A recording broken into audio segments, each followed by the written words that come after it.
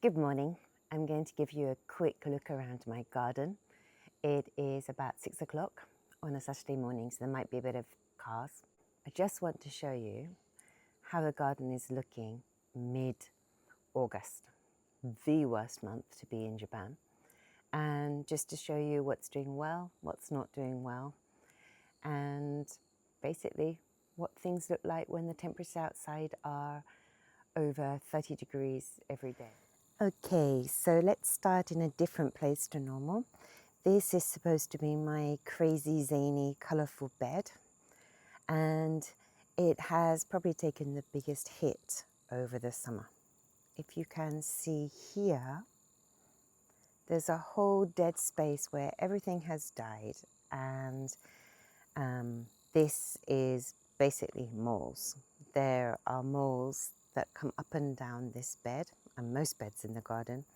And unfortunately, when I was away for 2 weeks, they did so much damage that the plants above died. So the coreopsis is looking absolutely amazing. I really recommend this coreopsis. I'm pretty sure it's the moonlight variety.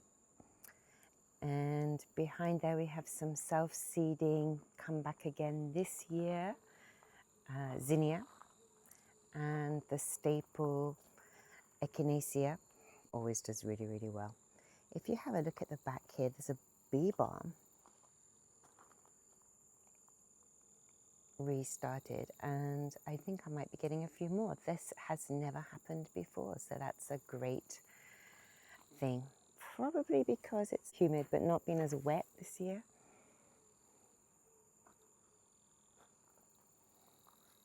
This time last year we had huge flooding, terrible flooding, which caused a lot of damage to a lot of people. And this year we've not really had much rain at all. Maybe that's the difference. My red hot pokers are starting. If you have a look, you can see there's a couple more coming at the back. Quite a lot of the flowers are dormant or just waiting to put new flowers up here.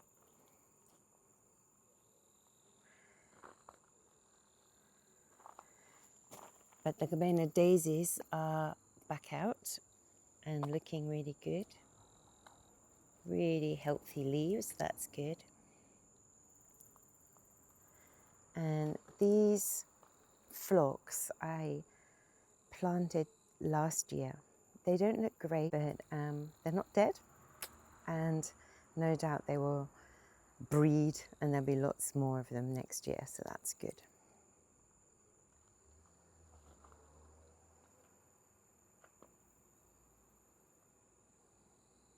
So yeah, this bed is not looking great, but I'm looking forward to hopefully getting a bit more flush of colour as autumn approaches. It's August now, so I'm expecting the bed to bounce back to life in maybe October. So the good thing about Japan is that flowers will do really, really well until at least the end of November. This one was all cut back. I made a decision to cut it all back, and you can see the leaves are really nice and green on the bits that I cut back, so I think that's good. Hopefully we'll get some more. I think that's an agastache. Hopefully we'll get some more flowers on that later. My rose was absolutely covered in diseased leaves and was just looking terrible before I went away at the end of July. So I cut it all back, and when I came back, it had not only put on a whole new lot of very healthy leaves, but it put on some flowers. Also, the clematis that had died right back has sprung back to life and is looking very healthy with lots of new shoots on. So that's good. I didn't put any shade cover on my blueberries this year, but they're looking very healthy and fine. So come autumn, I need to come back and just prune these a little bit. And then this is the under construction dumping ground bed. If you have a look, my perennial sunflowers are doing really, really well.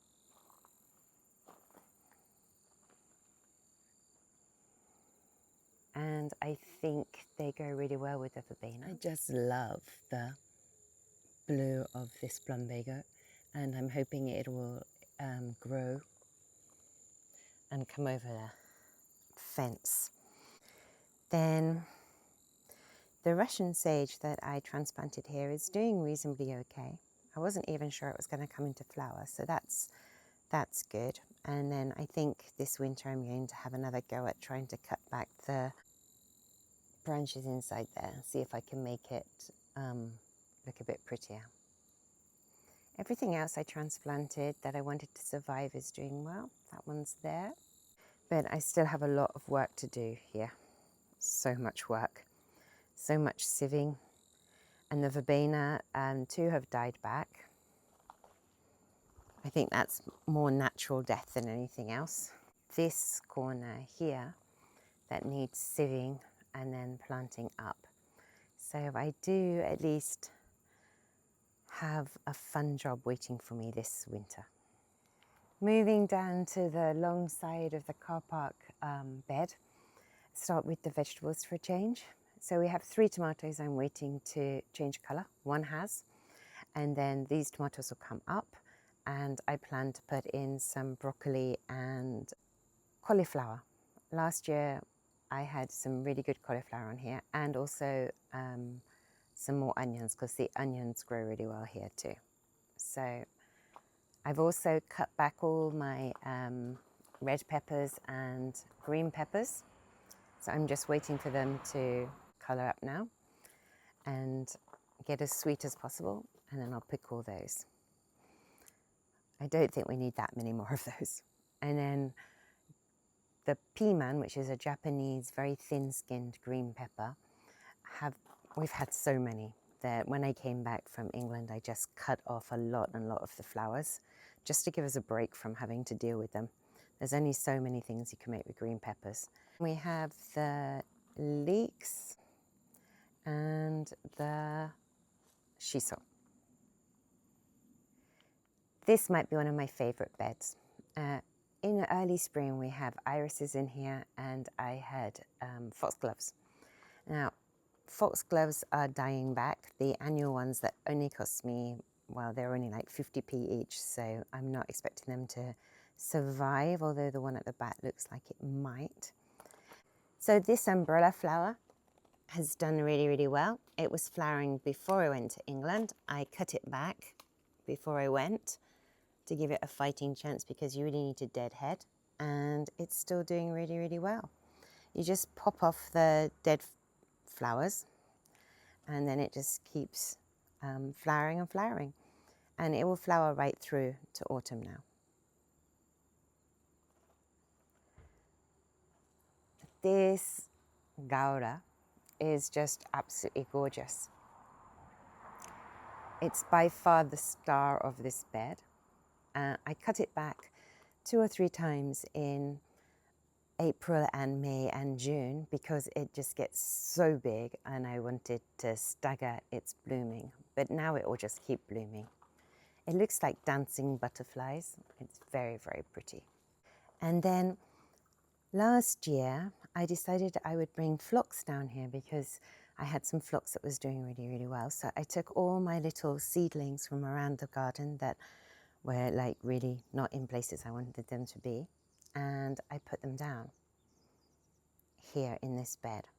I have a wonderful block of phlox here, and further on down here I have another wonderful block, but there should have been 4 blocks, and sadly the other 2 blocks on here totally died back. I have no idea what happened. There are a few stragglers down here that haven't bloomed, so I'm going to have another go this autumn and make a 3rd one again here. I think I'm going to do it by the irises, because they totally bloom at different times. I think they might be okay with the irises. Then we have the white balloon plant. Again, It's got lots and lots of little balloons coming on it. And if you see a dead head, you can just pop it off and then it will keep producing. As long as you keep deadheading, it will keep bringing back new flowers.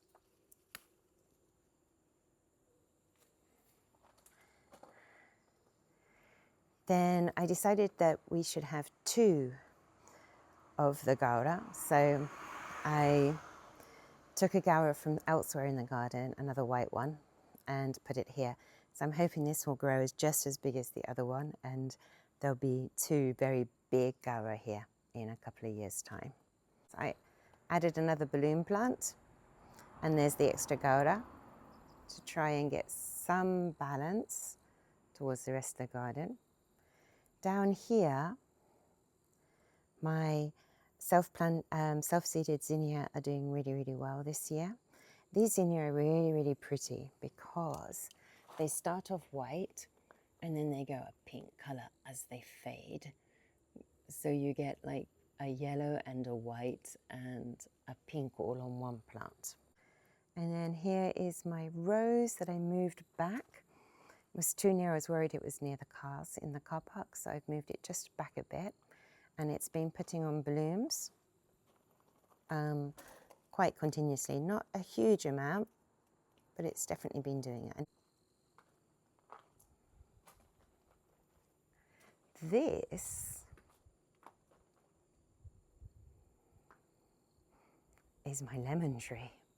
I can't believe it's only 2 years old. It's going to be huge. If you have a look, we have lemons this year. I have a funny feeling in a couple of years we're going to have so many lemons we're not going to know what to do with them. So that was the middle bed, the thin, very, very thin bed at the side of the house. And then we have the big new 4-year-old car park bed. So it's not looking at its best at this moment, but there's still quite a bit of colour going on, so we'll have a look down and show you.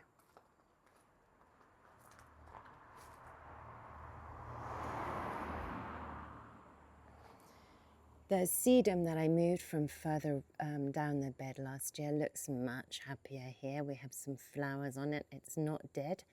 There's new growth coming up. Even though the mole came up and uprooted it, you can see, like, that's where the mole uprooted it. It's still living, and come autumn, I will sort that out. We have an aster here that's about to burst into big purple colour. It's putting on lots of blooms now. I also moved that from a different place last year. Billy buttons are putting up some new flowers. These are the only ones that look good, actually. All the rest in the garden have been attacked by some sort of bug.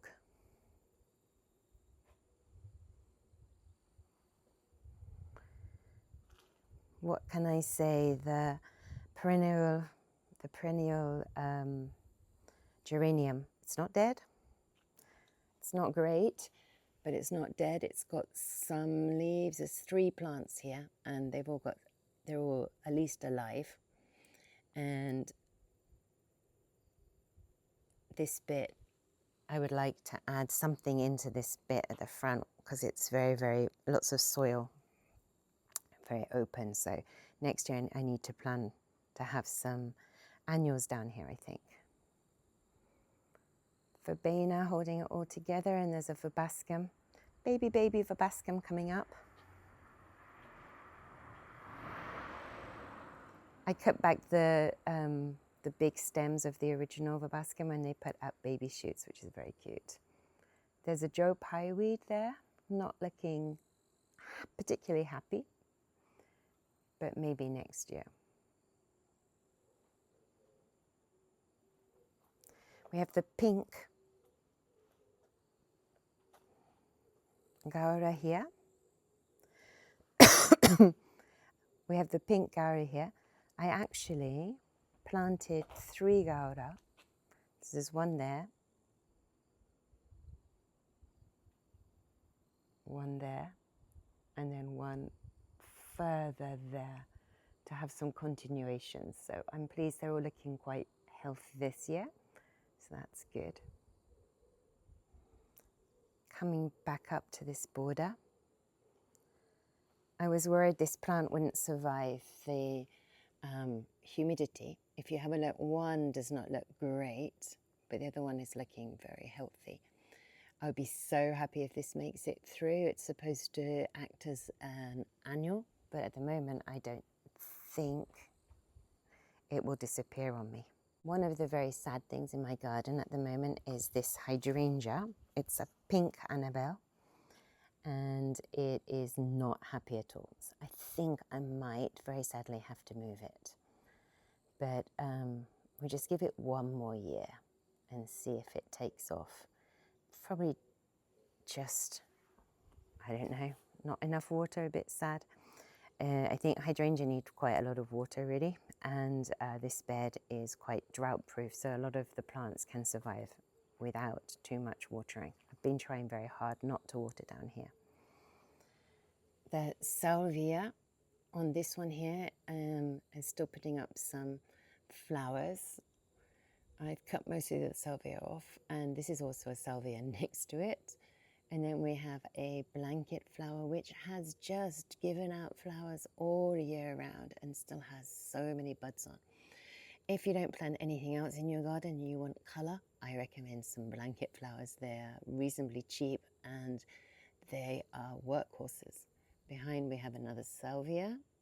It's just starting to come back up again now. So I'm really hoping that we'll get a big flush of new colour.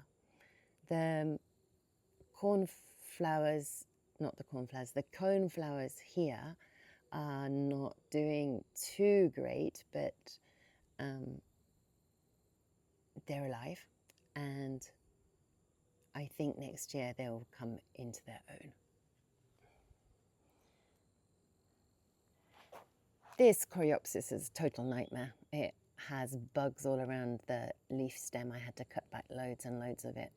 So it's not looking at its best, but I have managed to make it survive at least. And then behind it we have self-seeders. Yay!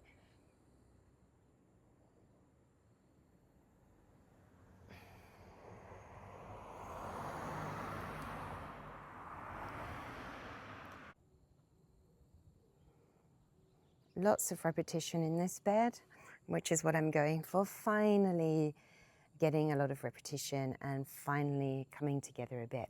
Because it was such a big bed, it really just had everything planted in it just to protect the soil really and see how things grew, and really do have a much better idea of what works. There's my other Gouda.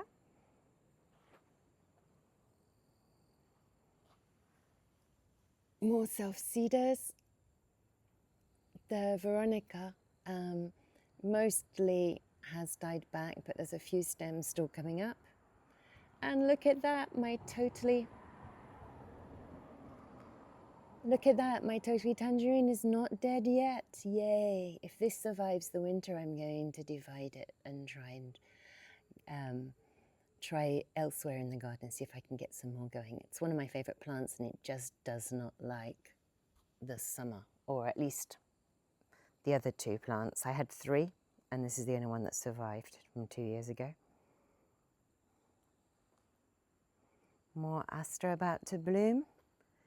More zinnia, orange zinnia, self-seeders, lots of self-seeders there. And then we're coming to the end of the bed. More repetition. The daylilies are just doing so well. Luckily this bed is really wide, so I have a lot of space. I can allow it to clump up, and then it just keeps on producing flower heads all the way through. It's just a real performer.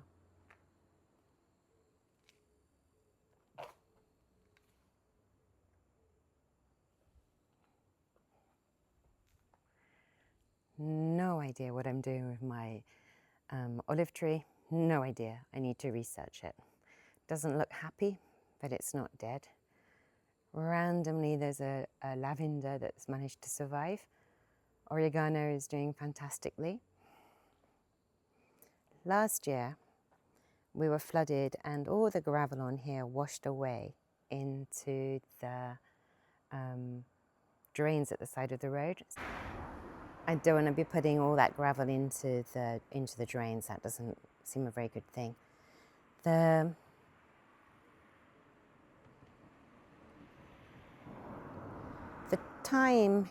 thyme down here doesn't look great, but it's surviving.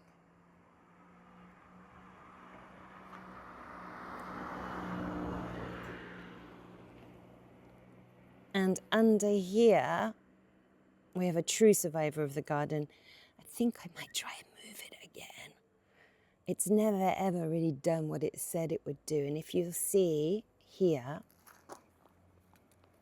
you see how the soil has raised?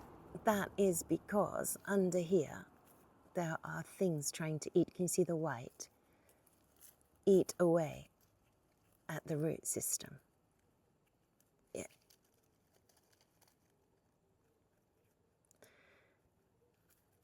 This has happened to lots and lots of plants. It happened last year. I find if I can just get at it and squash a few, somehow it kind of can survive.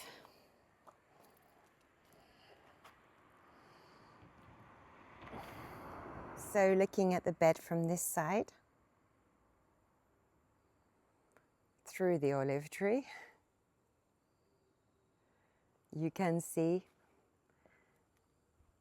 there's not a huge amount of colour, but it's actually not that bad considering how hot and dry it is at the moment. Well, the air's humid, but I'm trying not to water, so I'm only watering when I feel it's totally necessary. So there you go, 4 years on, that's how the bed is looking at the moment. This front bed needs a lot of work doing to it. I need to come back and cut back all the gladioli that are dead. This is the place that looks most like a garden. We have grass. It's reasonably green. It's certainly greener than anything I saw in England.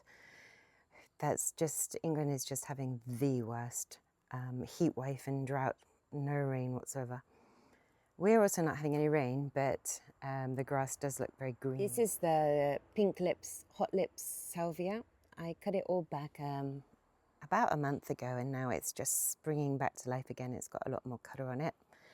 More phlox, self-seeders. There is a lot here. This is going to be like the phlox self-seeding area, I think, but nothing really grows in this bed. It's a terrible bed. So I think I'm quite happy for phlox to take it over for the meantime. And then I have my beautiful, beautiful tree that has just had constant flowers on it for the last couple of months. So pleased I bought this. I've got to try and keep it not to 3 meters tall.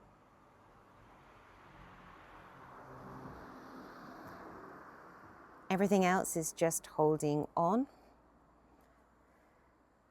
This is my lilac. I put down a lot of chicken manure on it about a month ago, and it's looking a lot better than it did last summer at this time. It would be great if I got an autumn flowering, but I'm not sure. And behind we just have the Kingyoso. So pretty, and such a trooper. They've been going for like 6 months now. Annabelle looking very sad. I always just leave the flower heads on now. I think, you know, they're a bit sad and crispy, but they're still quite beautiful.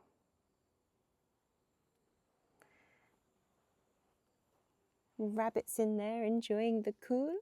These were a present from my son, so they're about the only ornament in my garden. Down here, the ajuga is surviving really, really well and matting up. I'm going to send quite a lot of these to a friend who's just starting on a garden come the autumn. There are literally hundreds of tiny flowers there, so that's good. Another crispy hydrangea, and under the spear is also not looking its best. We have some pink ajuga that are also very much matting up here. And the ferns keeping in, and some hosta just keeping calm. I think I might just go for that 2 or 3 different hostas and ajuga and ferns, and then some annuals in here. While I was away, my husband bought this sprinkler tubing. Works so well. So I'm going to add an extension on and just do this so that this bed can be very, very easily watered. He had it in the vegetable patch, but a lot of the time he was just watering things that didn't just empty space, so I've taken it out of there. Another crispy hydrangea. So if we go back, lots of crispiness in this garden, but to be expected at this time of the year, I think. My rescued maple is alive and surviving, so that's something. I really need to find a place to put it in. I think maybe in the new bed at the end of the garden might be good.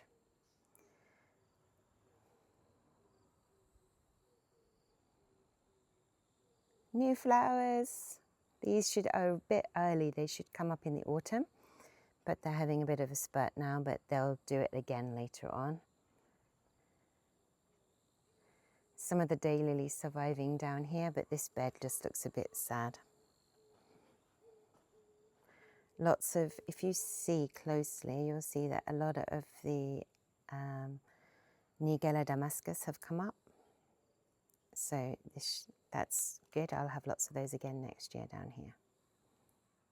So that was the front bed. And last but not least is the vegetable garden. It's looking a little bit sad. There's not a lot going on. The tomatoes, I always plant tomatoes at the back of the asparagus and into the plum tree the last few years. The plum tree is very, very sad. If you can see, there are a few flowers that probably won't turn into fruit. And we have a few if you go up through the plum tree. You'll see there's a few tomatoes, but they're basically coming to an end now. We've had so many tomatoes over the last 2 months. I can't complain. But tomatoes are over for me. Then coming down, you'll see the asparagus. It's just doing its thing. If you have a look deep down, you'll see there's a few new asparagus popping up. And you see asparagus in the shops a lot now, but in my garden we only harvest them in April. I don't want to wear the asparagus out. I want them to keep producing for years and years. We're in about 7 or 8 years now already, and I'd like it to keep going as long as possible. At the front we have some strawberries. I came back the other day and took away the dead leaves so that the plants weren't trying to feed dead leaves basically, and just looks a bit nicer. And now I can check if there's any damage or mold coming up much easier than when there's dead leaves everywhere. So strawberries are here waiting to have some compost on to overwinter later on. My husband bought a whole load of hosing, which is just sat here. It needs sorting out. but no complaints. He kept everything alive while I was away for 18 days. No mean feat. This strawberry bed has also had all its leaves, all the dead leaves taken off it. My cucumbers are gone, basically. Tiny, teeny bit of leaves on this one and a tiny, teeny bit of leaves on that one. But I'm trying to grow some autumn cucumbers now. I've got some seedlings coming. It's a bit too hot for the courgettes, but they're green, and I'm hoping if they stay alive for the next month or so, they might produce some more fruit in the autumn, which would be cool. The rosemary still hasn't been lifted up. It's not supposed to be in here, but it is. Raspberries at the back have lots and lots of flowers on them. Last year I cut all the flowers off at this time. This year I'm just going to leave it and see what happens. Raspberries were terrible this year, so if we get any raspberries in the autumn, that would be kind of cool. Lots on here. Okay. And lots down here too. Okra, I've been out trying to get whitefly off them every day for the last week with a hose, and it looks like my effort has paid off. The leaves are looking a lot better. We have quite a few okra coming up there.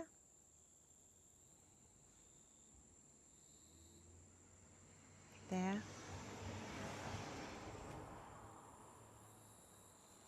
Yeah, definitely the leaves are looking a lot better.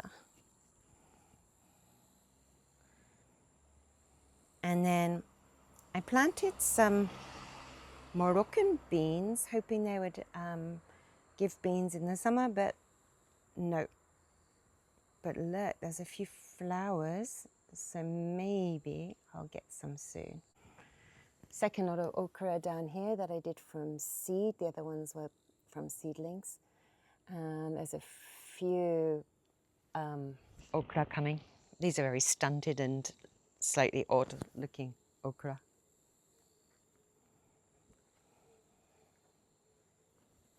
So yeah, I just didn't want my husband having to water everything constantly while I was away. And I knew I'd be sad if I came back to a whole garden of dead things. But actually, he did a really great job. And now we have sprinkler system, so that's amazing. And finally, this back bed basically has a lot of bulbs in the spring. And then we also have a perennial vegetable, which is called, well, it's a herb, it's called myoga. It's from the family of ginger. And my husband refuses to let this go. So we have myoga down here doing its thing. I'm trying to get them into pots. So we have a pot here. If you have a look, go down and see if we can find any myoga, because he doesn't, despite not wanting to let them go, he doesn't come and look after them much. So there's one. You see here? This is what you eat. You pull this up, and that's the myoga here. Oh, there you go. Can you see that? And then we put that, slice it up and put it on things like tofu. And it's very refreshing in the summer. This bed is mainly hosta, bulbs and myoga. If you follow it through, you'll see the back beds is where we are in the garden.